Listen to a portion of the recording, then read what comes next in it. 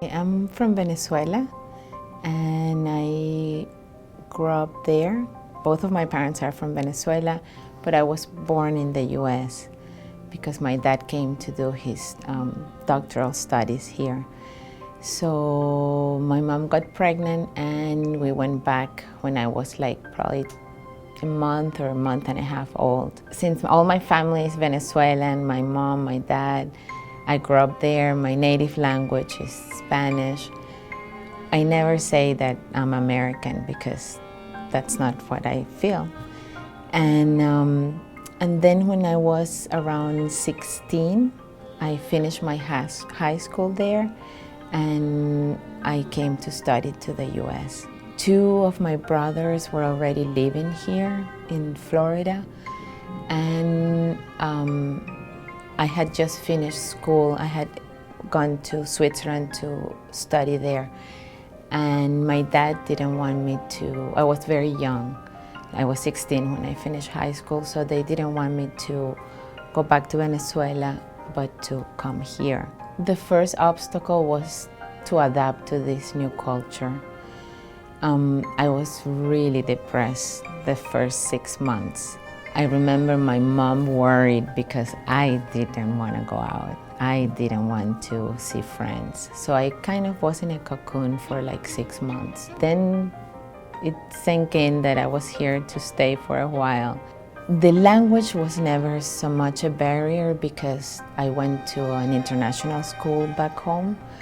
So I learned English and Spanish almost at the same time. I've lived in many parts of the US and I've had many lives, like I say, because I had different careers. I lived in Boston, I lived in Atlanta, I lived in New Orleans. For me, New Orleans would be like home in the US. I went to school in New Mexico and I graduated from a PhD in Hispanic Studies, and I taught Latin American literature.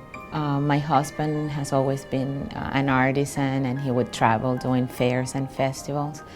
So we decided and see if the business was enough for both of us. So I left academia and we started traveling. So now we do fairs and festivals all around the US. And we start in March, we end in October, and then we live in Thailand from October to March. We stay in Asia.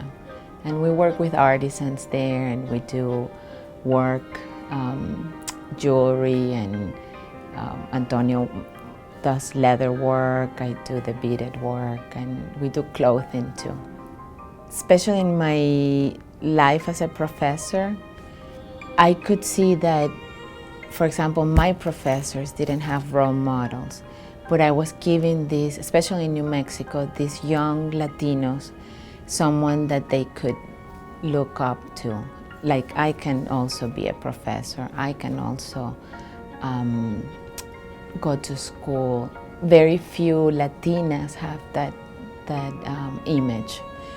Nowadays, we have Latinas in TV and we have Latinas judges, but before, in 1970s, 80s, even 90s, there was no Latinos at all in the US media.